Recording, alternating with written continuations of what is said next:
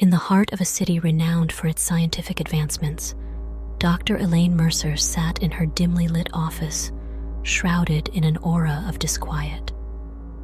A once celebrated psychologist and neuroscientist, Elaine had dedicated her life to unraveling the mysteries of the human mind, particularly the nuanced realms of fear and trauma. Her research, groundbreaking and often controversial, had positioned her at the pinnacle of her field. Yet it was one fateful experiment that precipitated her dramatic fall. The project, ambitiously titled Project Phobos, aimed to delve into the darkest corridors of the human psyche, to understand and possibly control the roots of irrational fear. Elaine's hypothesis was groundbreaking. If one could manipulate fear, could they not also eradicate it? The implications were profound, with the potential to revolutionize therapy for countless who suffered. But the experiment, which began with such promise, ended in a catastrophe that reverberated throughout the scientific community. A volunteer, a young man named Jacob, who had battled a lifelong phobia of confinement, succumbed to his terror under Elaine's observation. His hallucinations, induced by the experimental treatment, became so vivid, so overpowering, that his heart gave out under the strain. The aftermath was devastating. Elaine's once pristine reputation was now irreparably marred by whispers of unethical practices and gross negligence.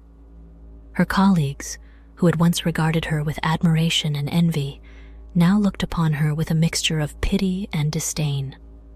The media frenzy that followed painted her as a modern-day Dr. Frankenstein, dabbling in sciences too dangerous and ethereal to be meddled with. Haunted by the incident, Elaine found herself trapped in a vicious cycle of remorse and obsessive rumination. Night after night, she replayed the events in her mind, each iteration ending with the same harrowing scene: Jacob's eyes, wide with uncontainable fear, and the flat line of the heart monitor that followed.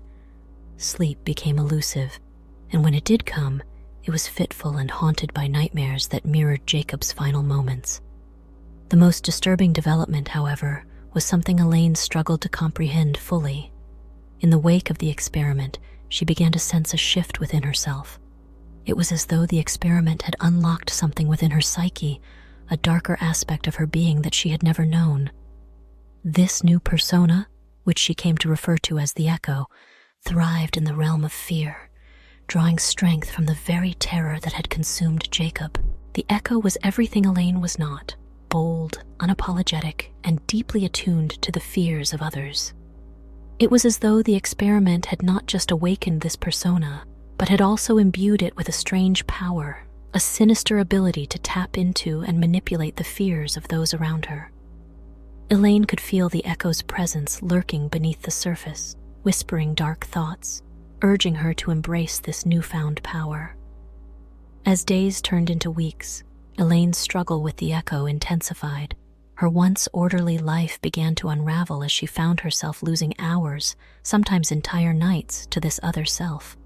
Colleagues and friends noted a change in her demeanor, moments of uncharacteristic coldness, a distant look in her eyes, as if her thoughts were miles away. It was during one of these episodes that the Echo first truly made herself known. Michael, a patient grappling with a crippling fear of shadows, became her first unwitting victim. The therapy session began as any other, with Elaine employing her usual methods to help Michael confront and understand his phobia. But as the room's light dimmed and shadows grew, the Echo saw an opportunity and took control. Whispering insidiously, she weaved a tapestry of fear around Michael, transforming his irrational terror into a tangible, suffocating reality. The session, intended to be therapeutic, became a conduit for the Echo's dark experimentations. Michael's screams, echoing through the office, were a chilling testament to the Echo's emerging power. For Elaine, it was a horrifying realization of what she had become, a purveyor of fear, not its healer. In the aftermath, Elaine grappled with the duality of her existence. By day, she was Dr. Elaine Mercer, a tarnished but still respected figure in the world of psychology. But by night, she became the Echo, a sinister entity that thrived in the shadows of human fears. The balance between these two selves was precarious, and Elaine knew it was only a matter of time before the echo sought to fully emerge and take control. Haunted by her actions and terrified of what she might become, Elaine stood at a crossroads. The path she chose would not only determine her fate, but also the fate of those who unwittingly crossed the echo's path. The city, a sprawling metropolis of lights and life, continued its ceaseless hum, oblivious to the shadow that had descended upon it. Dr. Elaine Mercer, once a beacon of psychological innovation, now found herself ensnared in a relentless battle with her alter ego, the Echo. As Elaine's internal struggle deepened, the Echo's presence grew more pronounced. Where Elaine was methodical and compassionate, the Echo was impulsive and cruel. She reveled in the fears of others, seeing them not as ailments to be cured, but as tools to be wielded. The Echo's next victim was Clara, a young artist paralyzed by a debilitating fear of the dark. Clara had sought Elaine's help in overcoming her phobia, which had stifled both her daily life and her creative expression.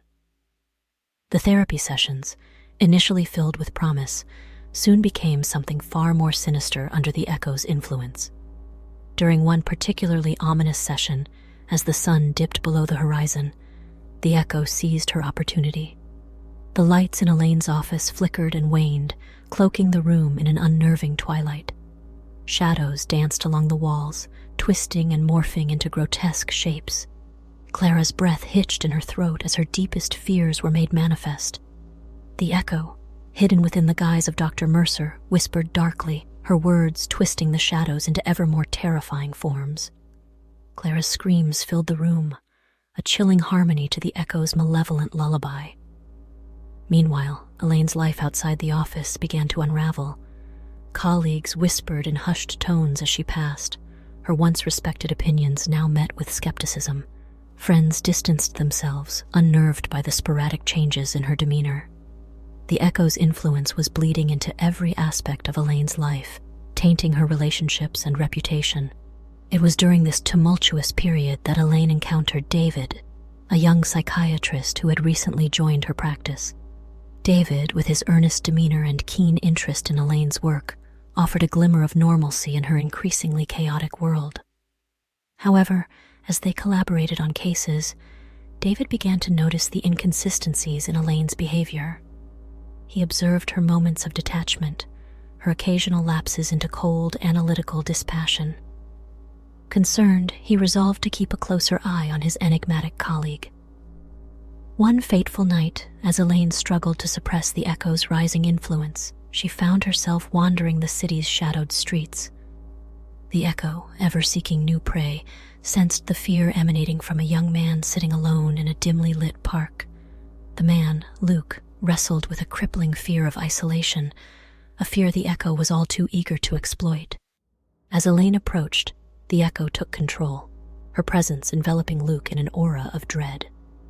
The night air grew colder, the park's sparse lights flickered and dimmed, and Luke's solitary world contracted into a void of despair. The Echo whispered her dark incantations, each word weaving a tapestry of loneliness and abandonment around him. Luke's sobs broke the silence of the night, a poignant counterpoint to the Echo's sinister symphony. Unbeknownst to Elaine, David had followed her, concerned by her erratic behavior. Hidden in the shadows, he witnessed the encounter, his mind struggling to comprehend the scene before him. Torn between disbelief and concern, David realized that there was far more to Elaine Mercer than he had ever imagined. As Elaine returned to herself, the aftermath of the Echo's deeds lay bare before her. Luke, huddled on the bench, was a broken shell of a man, lost in his own sea of despair. Guilt washed over Elaine, a tidal wave of remorse and self-loathing. She fled the scene, leaving behind a trail of shattered lives, both her victims and her own. Elaine's once controlled existence was unraveling at the seams, the Echo's influence growing stronger with each passing day.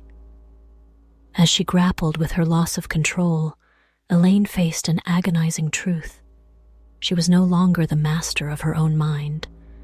The path ahead was fraught with darkness and uncertainty, and Elaine stood at its precipice, her next steps shrouded in shadow. The city, once a symbol of progress and hope, now held a more ominous significance for Elaine. It had become a playground for the Echo, a landscape of fear where she hunted her prey. And Elaine, trapped within her own mind, could only watch in horror as her other self reigned supreme. The city, once a vibrant hub of life and energy, now seemed to Elaine Mercer like a labyrinth of shadows and fear, each corner a reminder of the Echo's insidious influence. As Elaine navigated this darkened world, the boundary between her true self and the Echo became increasingly blurred.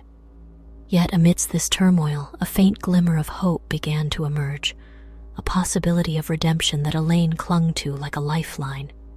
David, having witnessed the harrowing scene in the park, approached Elaine with a mix of concern and determination.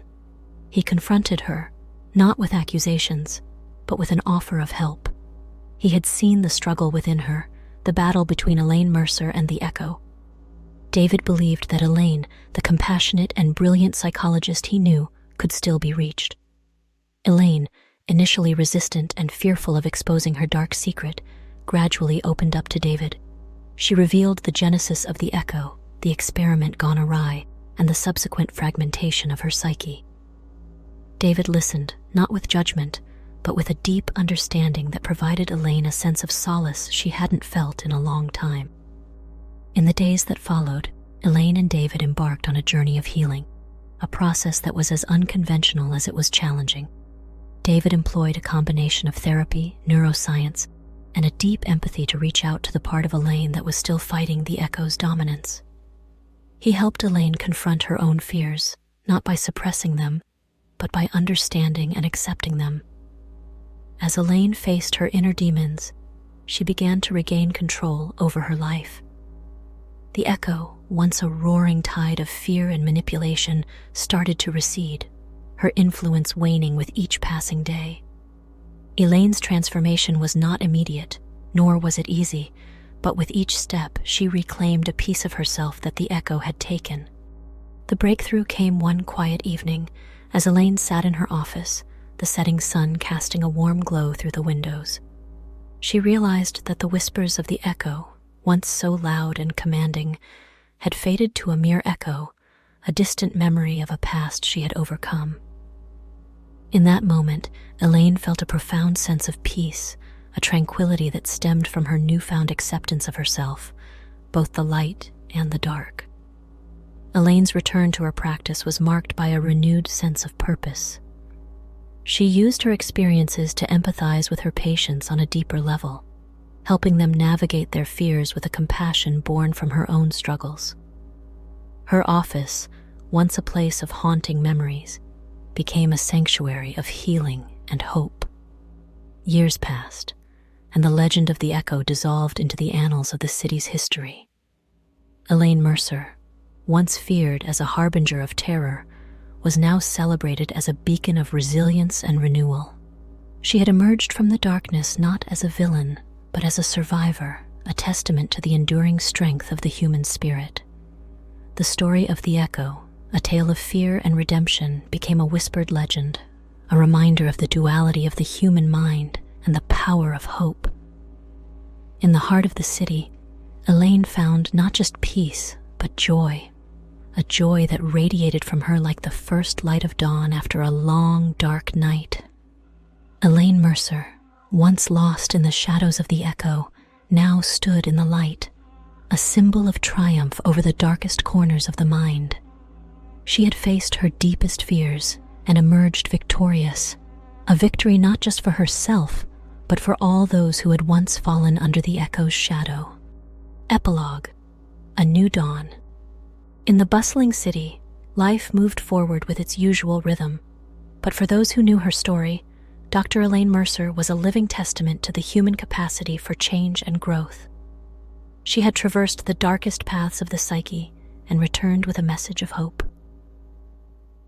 Elaine's journey with the Echo was not just a battle against an inner demon, but a journey of self-discovery and acceptance.